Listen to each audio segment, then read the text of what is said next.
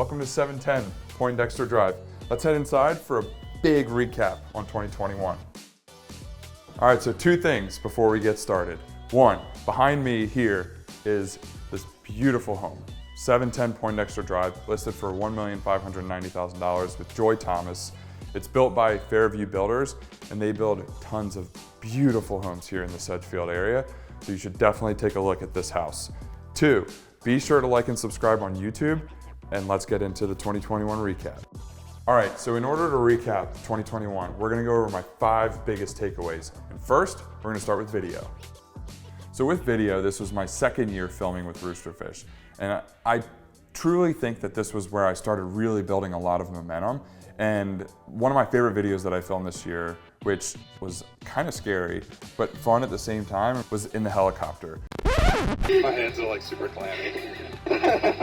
We talked about a lot of different things when it comes to mindset, growth, business, a little bit of everything, while getting a full picture of the entire city, because we were literally flying over the city. And if you haven't been in a helicopter before, it's a pretty wild sensation. So instead of like an airplane where you're moving forward and if you hit turbulence, you kind of bounce around, with a helicopter, you're kind of dangling on a string, and any little like wind that hits you, you feel all of that. And so trying to do that while filming and staying focused on what I'm going to talk about was quite the interesting experience. Maybe next time we'll do it with the doors off, but it was a really fun video to do, and check out a quick clip of that right now. I remember a Mark Cuban quote that I heard years ago about having to work hard enough as if someone else is working 24 hours a day to take your job. So that quote has fueled me and made me more comfortable with putting myself in uncomfortable situations, like being up here. Something like that is how you're going to force yourself to grow and adapt and change.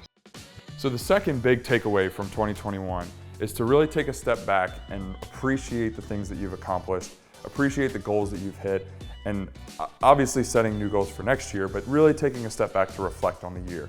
And one of my biggest goals of my entire career was to sign on a new construction development, similar to what the guys on $1 Million Listing do. That was something that I always wanted to do here in Charlotte.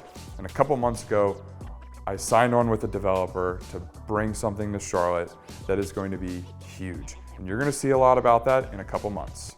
So takeaway number 3 is all around growth. This year was insane when it comes to growth.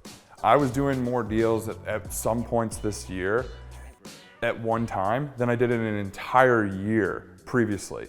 And so being able to realize that that is actually something that is attainable and achievable and not something that's just a pipe dream was very eye-opening for business for me this year.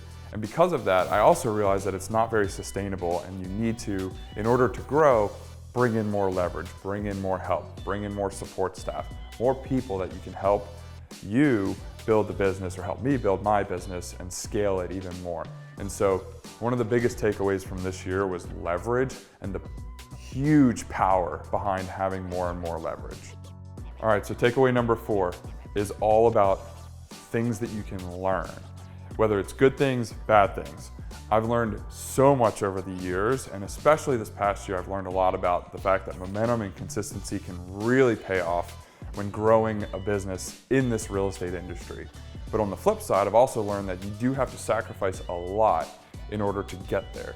And so in order to achieve certain levels of success or certain goals that you've set out for, there are a lot of things that you have to sacrifice in order to get there. Earlier this year, I read this book called Atomic Habits. And in that book, it talks about how winners and losers have the same goals. It's just that winners are the ones who are willing to sacrifice things in order to achieve those goals. Again, is this sustainable? No. And I understand that it's not the most sustainable lifestyle, but I also understand that these are the sacrifices that I'm willing to make right now to build the biggest foundation possible for a huge business in the future. So like Ryan Serhant talks about all the time, with working for his future self. I know my future self in my 40s will thank me for the hard work that I've put in my 20s and in my 30s. And the 5th takeaway, the last one, is about networking and the importance of networking, especially in today's digital age. I would attribute a lot of success and a lot of opportunities that I've had to networking, whether it's business networking, just building relationships, networking to specifically get clients, or just hanging out with friends. I really think that in today's world that's going even more digital, that people are craving human interaction. And I don't know, maybe I'm really weird, but I love being in front of people. I love being in front of the camera. I love talking to people. And I like the opportunity that you have when you're face to face with someone versus just sending a text, calling someone, anything like that. And nowadays with things like crypto and NFTs and the metaverse and all this other stuff, all these people who are craving human interactions are going to want that even more. So if you're looking to build your business in 2022, I firmly believe that you're going to need to network your ass off, because now is going to be the time to get in front of as many people as possible. So that's it. Those are my 5 big takeaways from 2021. It was a crazy year, and I think 2022 is going to be pretty crazy too. But I want to give a huge thank you to Joy Thomas and Fairview Builders for letting us in this beautiful home. And be sure to tune in next week if you want to hear what I think you need to expect in 2022.